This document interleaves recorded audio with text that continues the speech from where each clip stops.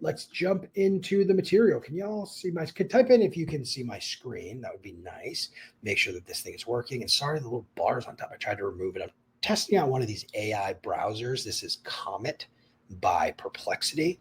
And if you'd like to know my opinions on it, that would be a great question to ask, and I can answer it at the end. Alrighty. So this is brought to you by Vorse. It's my company. For those of you who don't know who we are, we help B2B SaaS and service companies build a repeatable sales process. So typically customers come to us when they're building a team for the first time. They want to make sure they do it right, or they have a team already that's not performing all that great, and they're looking to us to help them improve the team's performance. Here's my promise to you from this live class. By the end of this class, you'll learn a bulletproof process for hiring top performing sales reps with real questions you can ask to uncover if someone is actually a good candidate. And I stress the word actually because, as you probably know, salespeople are very charming, and charming salespeople sometimes are only good at selling themselves. And I would hate for you to hire somebody who isn't a good fit for your organization just because they know how to sell themselves. Alrighty, who am I? Just quick run through of my background. I've worked with over 80 B2B SaaS and service companies, helping them build a repeatable sales process. If you've been following my content for a bit, you know I take a very data-driven approach when it comes to running sales organizations. I've written 3 Amazon best-selling books. One is on cold outreach. That's called Cold to Committed. The other is on leading sales team. That's called the Sales Development Framework. And the third is on building a repeatable sales process. That's called 16 Steps to Repeatable Sales. I've helped our clients sell over 100 million in software and services, 280 million in money raised across the companies that we've worked with that are venture backed, which is about 30% of the clients we've worked with, maybe a little less. And I've personally trained over 1,000 salespeople. I've been an SDR, AE. I've run sales organizations. I've been just about every role you can be in the sales org. And I've seen it from a bunch of different lenses. And there's one main problem that I've encountered when it comes to hiring. If you hire the wrong people for your sales roles, you'll waste time, money, and you'll kill your culture. And that last one's a really important one. If you've ever been in a sales organization, worked at, run, then what you'll find that it is incredibly difficult to turn around a sales team with a poor culture. It's so hard to turn that around. So I want to stress the sales culture part. Okay. And we're going to start quickly here by talking about the 3 components of hiring top performers. And then I'm going to go through a framework to help you do each one of them. I just saw in the chat, Corey, you and I work together. We haven't talked in forever. You got to call me sometime. I love seeing good names from the past of people I like. And the people I don't like too, I like to see their names too. No, I don't. But Corey is, you're one of my favorite people. All right, cool. Ideal candidate profiler. So the key here, this is like really fundamental. It sounds so simple, and you're going to hate that I even bring this up because it's so simple, but nobody does this well. And that actually drives me crazy. What you want to do is be really clear about the candidate you're trying to hire. Not, hire best salesperson possible. Okay, great. We all want that. It's really getting clear about the best rep for you. That is key, okay? And then next, you need to have a structured interview process. We can't just shoot from the hip and hope we end up hiring the right person. That's how you hire people, just because they make you feel good, versus hiring people because they will be good. And then finally, having some good interview questions to ask. Let's start with the ideal candidate profiler, because this is an area that I find a lot of people end up not going as deep as they could. Here's what it looks like. Feel free to take a screenshot of this. This document here is what I'm building out for each sales candidate that we're trying to hire. This goes for SDRs and AEs. I'll tell you a little bit about how I think through hiring SDRs over AEs. Spoiler alert, I do not like hiring SDRs with experience. I don't. You can, and it can work out. So I will never say never. I just try not to, because it is a little coin flippy if they work out or not. And I can explain a little bit more about that. If you have questions around hiring SDRs with experience, you would want to do that. If you literally have no idea what you're doing, you're like, I just need somebody who knows how to cold call. I can give you some feedback on how to think through that. But I try to hire people fresh out of college, train them, follow the process, hit your number. That's the goal. But okay, let's talk about the skills section first. So here on the skills section, you'll see there's sales motion. So are you looking for somebody who has SMB, mid-market, or enterprise selling experience? Or if it's SDR, I'm going to talk mostly from an AE lens, but if it's SDR, it's very similar. That matters. It is very difficult to take somebody who has experience with SMB and then have them start selling enterprise and they'll do well. It doesn't usually happen, very rare. I would go too far to say, top of my head, I can't think of any person who's been able to make that big of a leap, unless you have a process to train and develop those people into enterprise salespeople. But you're better off if you sell to enterprise, hiring somebody who has experience selling to enterprise. If you sell to the SMB, that's quick one-call closes. Guess what? Somebody who sells enterprise deals, multi-seven-figure annual contracts, probably not the best to have them sell one-call closes. Completely different sales, different motion, right? So that's the first level of the skills. What type of sales motion are they comfortable with? Do they have experience with? The next thing here is the product type. What type of product did they sell? And what I'm going to encourage you to do here is work to find a rep that sells a similar product, because it helps shortcut things. Now, this is not the one that I'm going to like die on the hill of, but this next one I kind of will, which is personas sold to. If you sell to CMOs, I would much rather hire an AE who has sold to CMOs before, because one of the most impactful things a sales rep can do is be able to speak the language of the buyer. And if they have experience selling to CMOs and you sell to CMOs, they speak to the buyer. They know what that buyer sounds like. They know what they care about. That shortcuts a lot.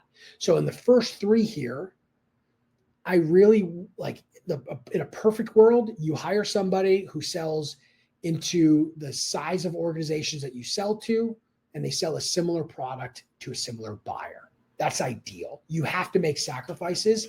If there's a sacrifice I would encourage you to try not to make, it would be the personas that they sold to. Now, if you sell to a really weird persona, you're trying to find the equivalent in other organizations, you're going to figure that out, and it's not going to be an exact same. But if you sell to CMOs, try to find someone to sell to CMOs.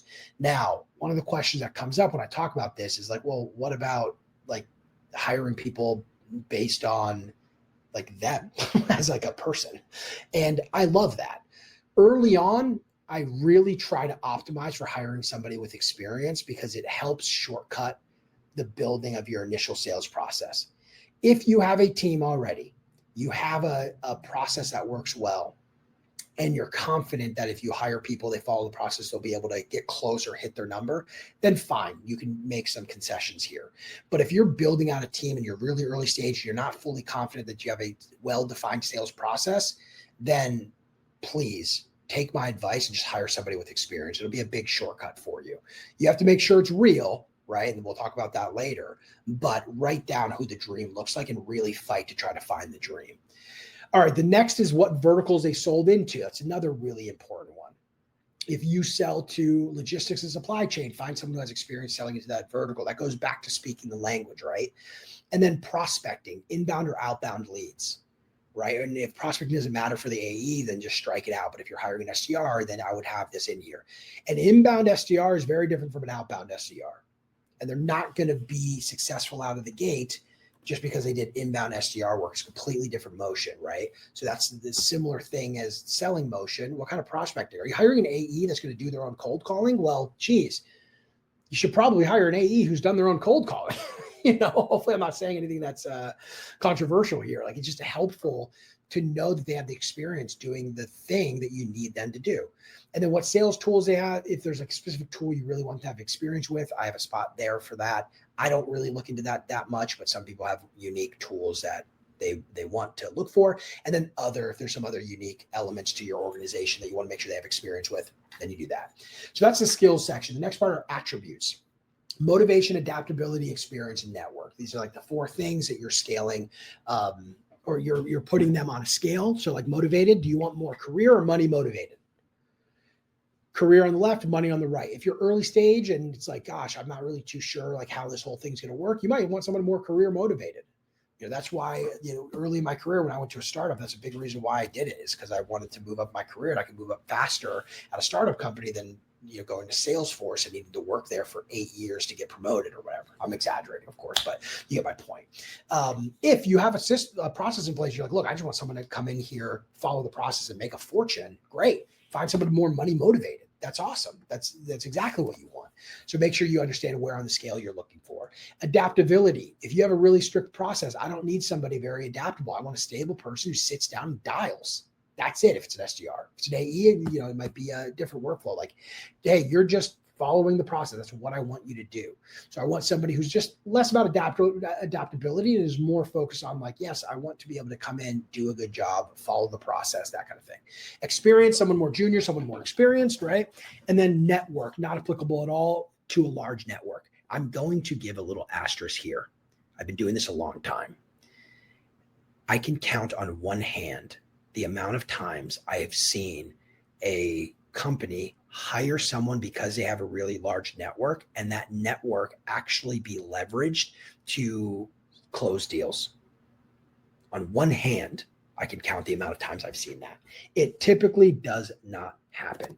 And I bring that up because it's a trap that I see a lot of early stage founders fall into, is they're like, oh, this person, he sold to our market before, he totally gets it, and they get all fired up about him, and he has this huge network, and he thinks he's going to be able to get a couple of deals right off the bat, and then it doesn't happen, and you're concerned. You're like, well, this person should be able to do it, so you let them stay there, you keep the rep there. Next thing you know, 8 months goes by, they haven't closed anything, and they have no progress, and you're like, oh shoot, this isn't going well. And then you don't know, is the rep the problem or are we the problem? Because you don't have any of the data to figure out why it is, right? And then on the bottom here, I have just some candidate scoring stuff. I score each candidate, and everybody who interviews the candidate, you score those candidates based on each of the criteria items here. So like, how well do they align with the skills, then the motivation, adaptability, experience, network. And you have everybody do this so you can see how everyone scores the candidate. All right, let's talk about interview process. This is meaty. Get ready to screenshot. This is meaty here. The process I follow for SDRs and AEs is as I'll walk you through. Resume gets submitted. That's the first step. Then we send an email out to screen the candidate. Okay, that's a really, really important piece, because part of that email screening, it says reply to this email. It's like a little bit of a test. Reply to this email and change the subject to your first name, so that way it pops on the top of my inbox. And then you only, if the candidate replies, you review the resume. You're only reviewing the resumes of the people who replied to that initial screening test email. This is really helpful, especially if you're in an environment where you get a ton, which now kind of is, of applicants per job posting. It filters out at least 50% of them, oftentimes more, because people just don't read it. Potential fit. If you feel from looking at the resume that they could be a good fit, you send a phone screening scheduling email. Then you conduct the phone screen. Okay. This is simply seeing, do you meet, the baseline of like skills and personability that we're looking for, right? And you're not diving too deep into the different like motivators and stuff, but you're definitely looking at skills to make sure that they align and that they communicate well, that kind of thing. If they're moving on, you send a written exercise. I do this first. You feel free, like, look, it's your business, not mine. But so you can do this in any order you want. I like sending a written exercise beforehand to try to throttle the candidates that we send over to be interviewed. That being said, in some environments, very competitive, and you may want to cut this step. So this is one of those steps that I would say is probably a little bit more optional.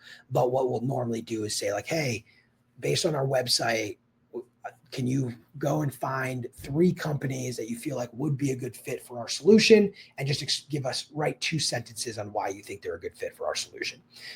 And you're really just making sure that they can write and communicate well.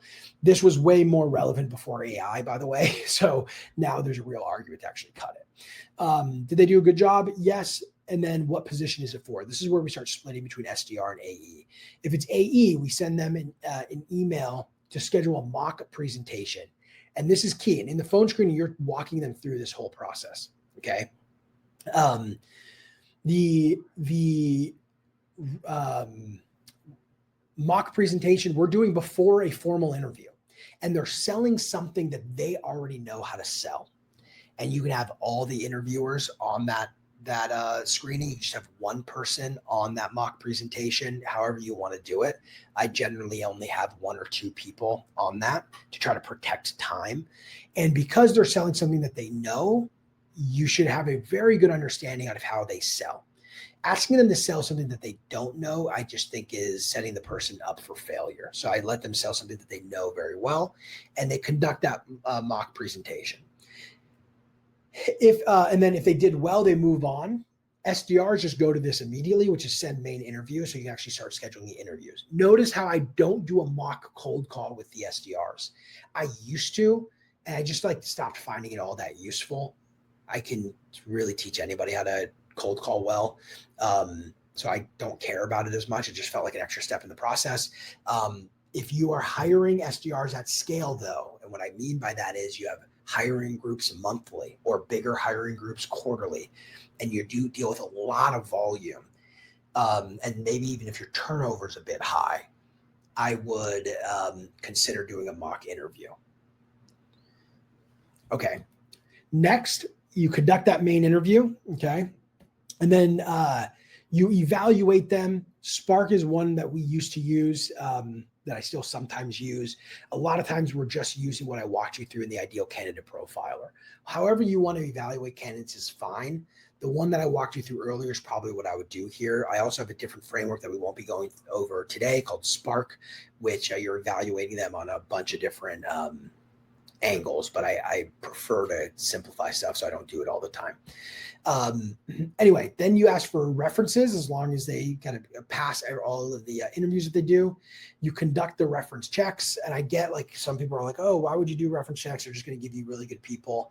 I like the framing of, hey, we're really considering hiring this person, and we just want to learn from you what it's like working with them so we can set them up for success when they start, and getting an idea of how this person works. You should do reference checks. I think it's important.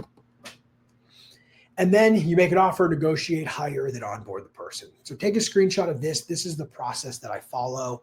Again, if you want to make some modifications to this, feel free to skip the written exercise in order to go quicker, and feel free to to add an SDR mock cold call if you would like to add that step. If you are very unsure, I would even argue. So I was about to say, if you're very unsure about your own abilities to help an SDR be successful cold calling, then you might want to do a mock cold call. But then I immediately countered myself in my head by saying, well, if you're unsure about your own abilities to help an SDR improve in cold calling, you're probably not a good person to evaluate somebody's mock cold call, because you might think it's not good when it is, or vice versa, right? So anyway, it's just something to think about there. All right, let's talk about interview questions. This is the third thing on our list here. And the interview questions, I'm just going to cover a few that I like.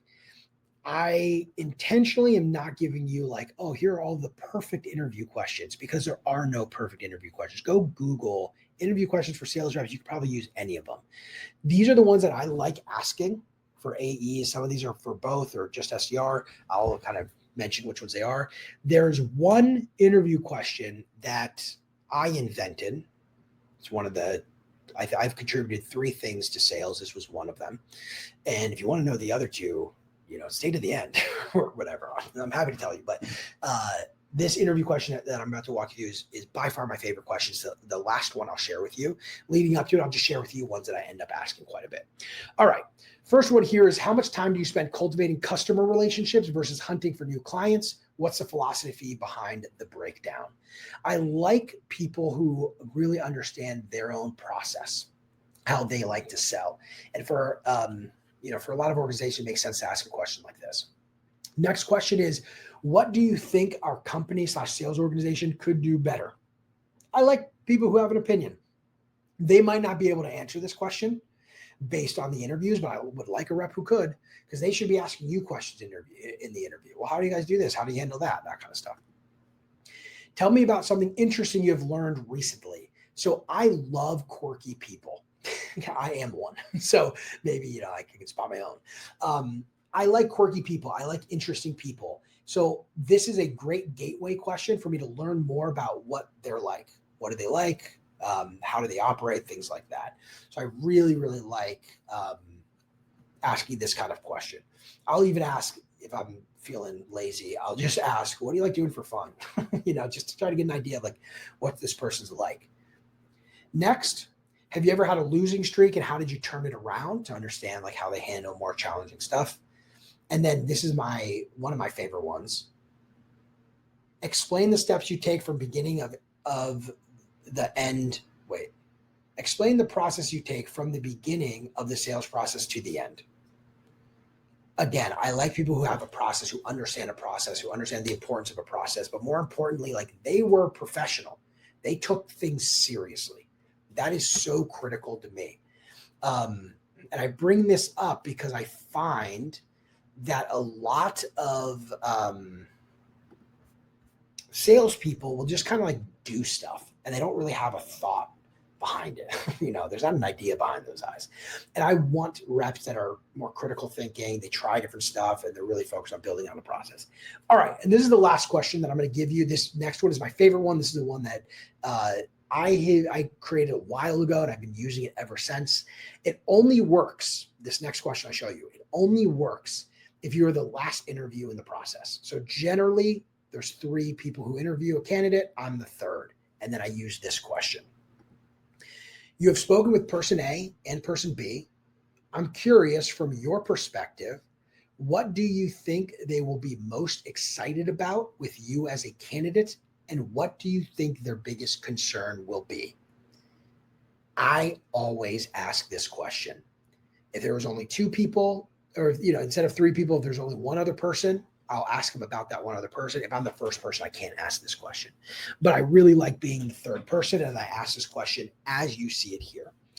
And the reason why this question is so good is because it shows me a couple of things. Main thing it shows me is how self-aware is this person. It also shows me how well they've been tracking their conversations. It gives me a sense of how, socially aware are they? Can they really tell if someone will have a concern or not have a concern? Also, little things like, hey, when they answer the question, like it forces them to reflect. This is another reason why it's good. I'm kind of rambling here, but I just want to tell you how the answer to these questions kind of go.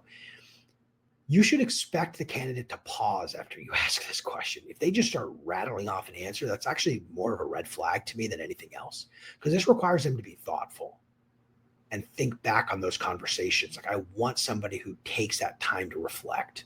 This is an incredible question. And in some cases, they only answer half of it. They only tell me what their concerns might be, or they only tell me what they will like about them. And I find that interesting too. Their answer here just gives me a good sense of them as a person and how they think. And that's ultimately what I want. I want to cut to the real person there, not their interview persona. And this forces them to think. And if they think and then they give me a thoughtful answer, it gives me a lot of insight into who they are as a person. All right. So why does all of this work? We covered the 3 main components here. Well, the first one is it removes feelings from the process. That's why we do it like this, is I want to avoid hiring a salesperson because they have a nice smile, they're charming, and they seem like they would be a good fit. No, we want to be very thoughtful about people we hire. The next one here is the candidates can't actually hide their weaknesses. This is also really, really important. The candidates, the better you do filtering through them and asking them questions, you will spot their weaknesses. And that's very, very important. And their weaknesses aren't like, oh, I don't read enough books or something dumb. It's like themselves as a person. That sounds brutal. But and I don't mean their weakness like them as a person, meaning oh, they're a bad person. What I mean is, do they as a person fit within the sales organization that you are constructing? And by the way, that looks different between one company and another. I've had plenty of times with clients where I'm interviewing a rep and I go, you're not the right fit for this company. And not just because of what they sell, but just because of what the culture of the team. And I don't mean culture fit. I mean the sales team is run and the culture within that sales team. So I kind of mean culture fit, but it's more than that. It's also the executing of the project. This is just not going to be the process that's going to match you, and you're not going to fit into the code. Like, I just know. But this other client I have, absolutely you're a great fit for, right? So I've had that happen multiple times. And then the last one here is you get multiple opinions. Alrighty. So right now you're at your computer, you're watching this class. You've heard how this works, and you know that having a process is key to increasing sales. And that's ultimately what you've heard me. Anybody who repeats here or you follow my content, you know, like a big focus of mine is how do we repeatedly increase our sales? And we're going to jump into Q&A in a minute. I saw some questions come through, so I'm going to jump through all of those. Before we jump into Q&A, I want to call out if that fits with you and you're like, hey, I really need a sales process, and you're trying to increase your sales. You may be in a position right now where you're wondering, how do I create a repeatable sales system, something that I can feel confident is actually working? I can sleep a little easier at night. And we have worked with over 80 companies, and we have built a process to do that. And this process we have used, like I said, with over 80 companies, adding over 133 million in top line revenue across those companies, while avoiding the costly mistake of hiring a sales rep hiring the wrong sales rep, hiring a VP of sales too early. There's countless of these mistakes that we work to avoid.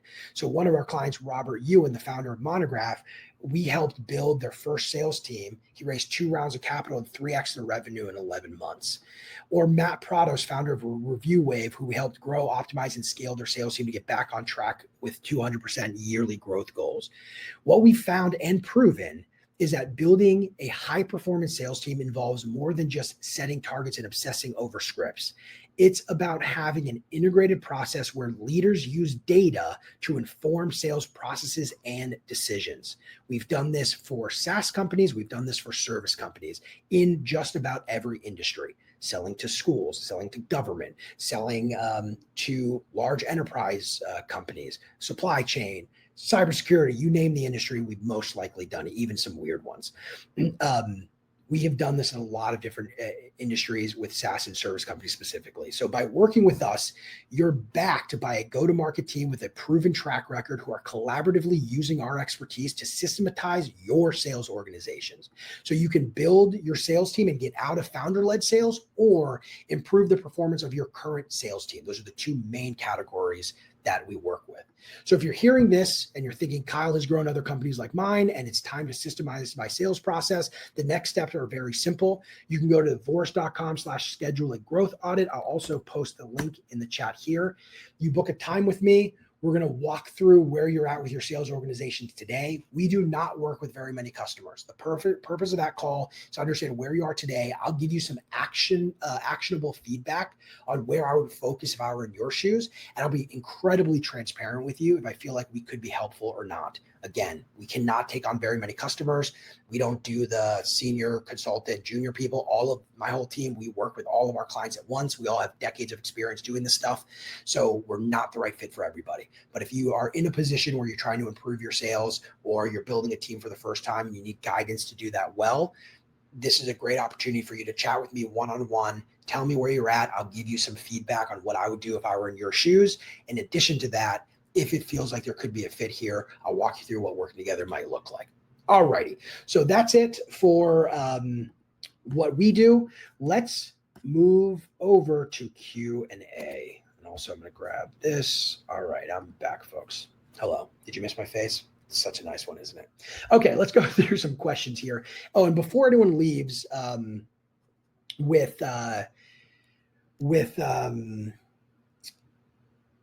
leaves before Q&A, sorry. Here's something that's important for me. I have an ask. If you could fill out the survey, that'd be super helpful. I do a survey after each one of these live classes to see what you thought about the topic, what other topics you'd like me to cover, and if you've come to these before or if you've not. This really helps me keep to come up with new ideas, to bring the best possible content forward. My objective is to make these Thursday classes that I do the best use of your time that I possibly can. And the survey really helps me to do that. So if there's anything that you can do here, if you don't feel like we're a good fit to help you build out your sales organization, I totally get that. But at the end of the day, if there's one thing that you can do for me that would be helpful, is to fill out the survey to help me make these even better for everybody. Alrighty, let's jump into the questions here. How are you sourcing candidates to start the whole hiring process? LinkedIn. Yes, LinkedIn, Pete. This is primarily what we use. We've tried other ways of hiring. We've tried like Indeed. We've tried, what's the other one? ZipRecruiter or whatever. LinkedIn brings the highest quality candidates, so we keep using that. It's kind of a necessary evil. You can try other ones depending on the role. I think it's fine, but if you're trying to find SDRs and AEs, I would really recommend LinkedIn. I don't know today, but for a while, Handshake was pretty good for hiring SDRs because I like hiring SDRs right out of college.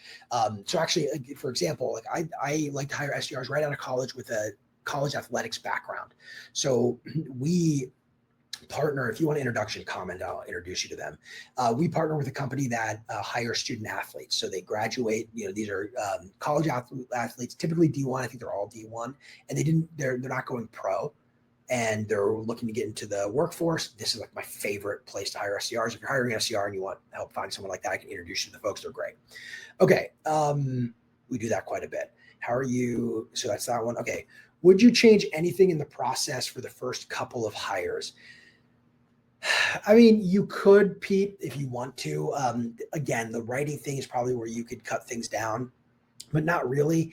If you're hiring an AE and it's a big hire, they're expensive, they have a lot of experience, and you're only going to hire one, I would probably meet them in person. That I would do if it's my first one. But otherwise, no, I wouldn't change much. Would you use the same interview questions you listed for AE and SDR? Yes. The describe your sales process, I would adjust, and I would make that one more describe your process for booking meetings. Like when you're on a call with somebody, don't give me the script, but tell me like, what are you trying to figure out? How does that work? I would do that for sure. Will you be sharing your presentation after today's meeting? No, but I have links that I can give you for this hiring. This has I have a blog post that has most of this stuff, and then the other thing, hopefully you screenshot it. Let me get the link for you. I wrote a blog post on this a while ago that's really detailed and really good. The art of hiring top performance sales reps. This this is really, this one actually has it. I've updated this post. Oh, good. Shout out me. My God, I updated a blog post. Oh, geez. Who have I become? Where am I at here? That's funny. Yeah, so actually this blog post now has everything that I walked through. It's not as detailed as me walking through it to you live like this, but there you go. That's incredible. So yeah, Grant had to jump, so he's not going to hear the answer to this. Is there a recording of this that I can watch? We do sometimes post the recordings. It's hit or miss. We usually do, but sometimes we don't for whatever reason. If you go to vorst.com/events, you are going to find all of our previous events, and you'll also find the recordings there too. And you can sign up for any upcoming ones too. And then real quick, if you're considering learning more about how we might be able to help you build out your sales organization, I'll put that link one more time here as I keep scrolling through the questions. Yeah, so I agree with this. A lot of companies are really bad at conducting interviews. That's totally true. And I expect sales reps to take control of interviews a bit too, just to be clear. Like I want them asking me questions. I don't want it just to be me asking them a bunch of questions. I like them asking me questions, but good salespeople typically do that. What are your thoughts on using a recruiting firm for SDR candidates? I already said this. I like it. I think you should, especially if you're going to hire right out of college.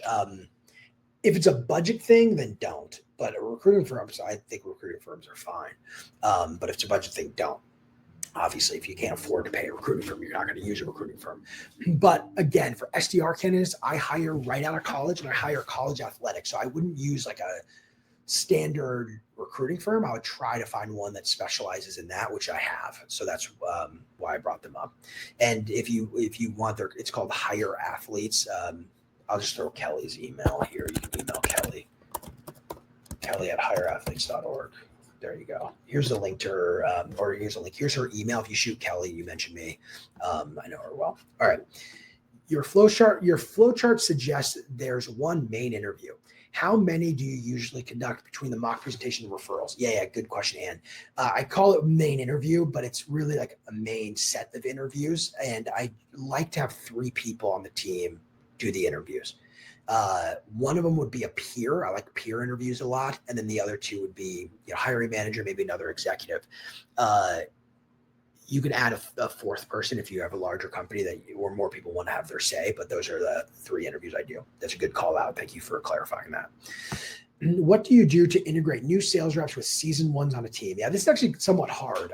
Pair them together is useful. Like if you set an expectation before the person starts that there's going to be a more junior rep who you're going to be kind of their mentor, that's usually really helpful. Identifying what the new rep is good at early is also really helpful. So one thing I like to do, I didn't talk about this here because this is more, I do one-on coaching sales reps. I don't know when the next time we're doing it. If you go to vorse.com/events, you'll see it. I'm sure we have it scheduled. If not, it will be soon. Where I talk more about coaching sales reps, I talk about rep superpowers. And I try to find what's everyone's superpower here so that we can cross-pollinate. So let's say so-and-so is incredible at getting deals from deal stage 1 to deal stage 2. Awesome. This person sucks at that. I try to take the person who's good at it to help the person who sucks at it. Because the person who sucks at deal stage 1 and deal stage 2 might be incredible at closing on the presentation call or on the negotiation call or whatever you guys do. So, walking through a proposal, they close at a really high rate. The other person who does great from deal stage 1 to deal stage 2, swap that knowledge. And then on the back end too, you're trying to systematize that stuff so that everybody can get better and becomes more of a process versus one person's unique superpower. But we go deep into that in a different class, but that's the high level of it. Find what they're good at, praise them for what they're good at, and acknowledge that other people can learn from this new person. Yes, Pete asked a lot of questions. That's good. You asked a lot of questions in general, Pete. I like your input. Oh, cool. Yeah, someone's already working with Dylan. Yeah, Dylan's the other guy there too. Kelly and Dylan run that company. Yeah, hire athletes is great if you're trying to hire athletes. Just the name of it. Okay, cool. So that's all the questions I see here. And by the way, for you new folks, you see how smooth that was? You asked questions before. I just jump right into the questions. It's great. Okay, so that's all the questions. Let me wrap up here. Again, vorse.com/events if you want to see events that we have coming up. If you are looking to talk to me and see if we're a good fit, here's the scheduling link for that. But then also what's really helpful for me too, if you don't feel like we're a good fit to work together, is to fill out the survey. If you have not done the survey, this is super helpful for me. I like beg people to do this, and I try to get 100% of the audience to do it, and 100% of the audience doesn't do it. It takes 40 seconds, and it just lets me know what we could be doing to make you happy and more successful. Like I want to make your sales organizations better, even if you're not paying me to do that. I have a great way of doing that, which is these calls that I do every other Thursday. So by you giving me feedback, it lets me know like these topics are good, these topics aren't good, here's some new topics we should create, etc. So thank you again. There's a lot you can be doing on Thursday. You spent it with me. I really appreciate it. We'll talk soon. Bye, everybody.